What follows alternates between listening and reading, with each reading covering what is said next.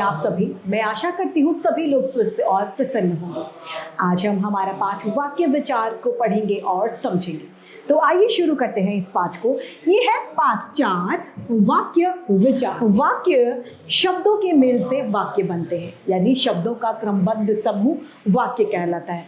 बोलचाल में हम वाक्यों का प्रयोग करते हैं। हमारी भाषा वाक्य से ही पूरी होती है, वाक्य से ही हमारी बात स्पष्ट होती है। तो आइए इसे पढ़ते हैं। जब हम कोई बात बोलते हैं तो अपनी बात वाक्यों में कहते हैं। वाक्यों के द्वारा हम अपने विचारों, भावनाओं या जानकारी को व्यक्त करते हैं। वाक्यों में प्रयोग किए जाने पर किसी शब्द का निश्चित अर्थ निकलता है, यानी हम ये कह सकते हैं कि शब्दों का वह व्यवस्थित समूह जिसका कोई अर्थ निकलता है वह वाक्य कहलाता है। जब किसी सार्थक शब्द का प्रयोग वाक्य में होता है तो उसे पद कहते हैं। वाक्य का निर्माण विभिन्न पदों के संयोजन से होता है।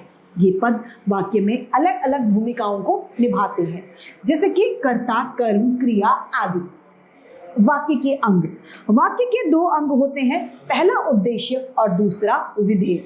उद्देश्य कर्ता को कहा जाता है, जो कार्य करता है या जिसके बारे में बात हो रही होती है वह उद्देश्य कहलाता है। दूसरा है विधेय, जिसके बारे में कुछ बताया जाता है, यानी उद्देश्य को छोड़कर संपूर्ण वाक्य हमारा विधेय कहलाता है।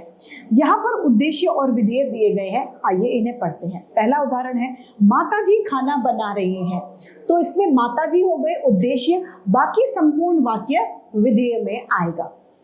विभोर पुस्तक देख रहा है, विभोर उद्देश्य, बाकी संपूर्ण वाक्य विधेय में आएगा। अब वाक्य के घटक।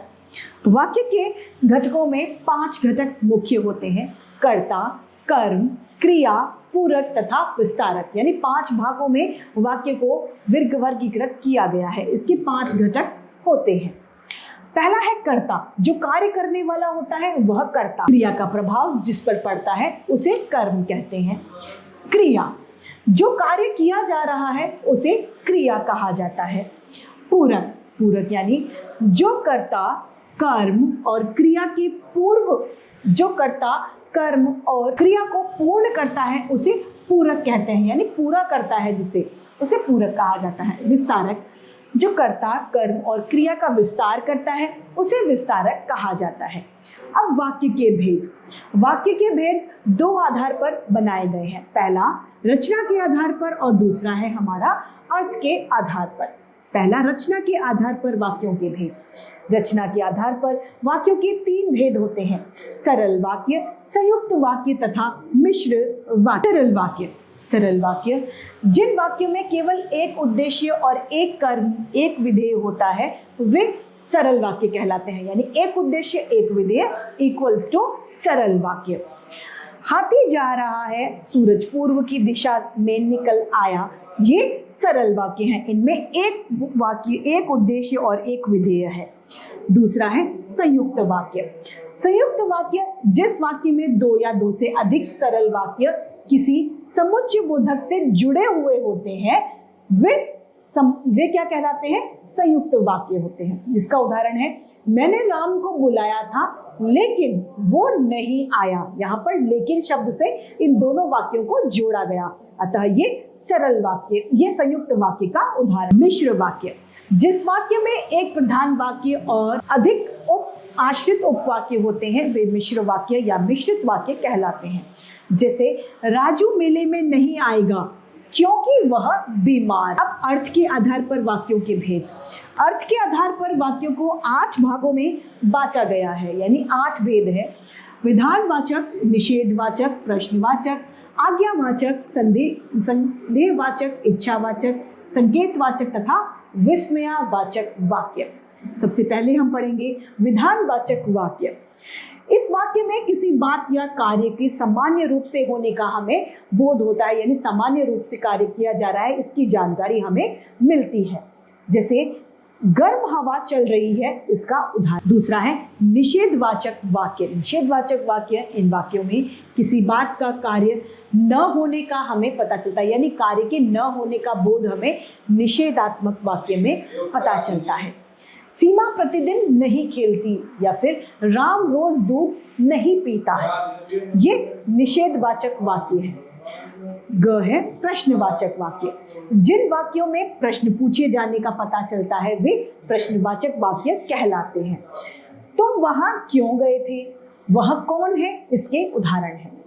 आज्ञावाचक वाक्य। इन वाक्यों में हमें आज्ञा का बोध होता है, यानी किसी को आदेश का पता चलता है, किसी ने आदेश दिया उसका बोध होता है, वे आज्ञावाचक वाक्य कहलाते हैं। जैसे तुम यहाँ बैठो, पहले खाना खाओ फिर जाओ, इसका उदाहरण। संदेहवाचक वाक्य।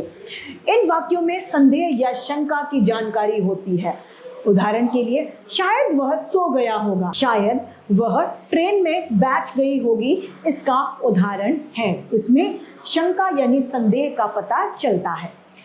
च है इच्छावाचक वाक्य। इन वाक्यों में आशा, शुभकामना, आशीर्वाद आदि का बोध होता है। जैसे भगवान तुम्हें सुखी रखे, ईश्वर करे तुम पास हो जाओ, ये कैसे वाक्य हैं? इच्छावाचक वाक्य। संकेतवाचक वाक्य।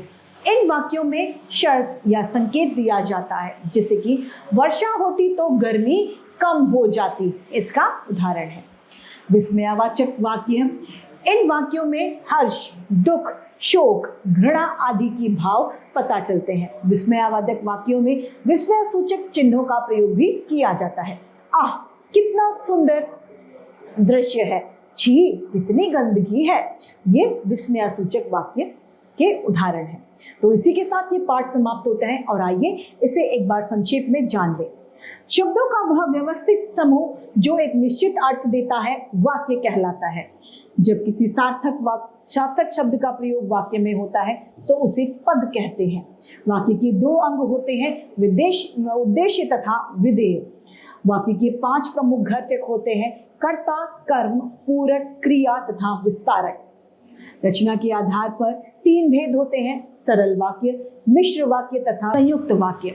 अर्थ के आधार पर 8 प्रकार होते हैं, विधानवाचक, निषेधवाचक, प्रश्नवाचक, आज्ञावाचक, संदेहवाचक, इच्छावाचक, संकेतवाचक तथा विस्मयावाचक। तो इसी के साथ हमारा ये पाठ समाप्त होता है, जो मैं उम्मीद करती हूँ सभी को ये पाठ समझ में आया होगा। आज के लिए इतना ही, फिर मिलते हैं, धन्यवाद।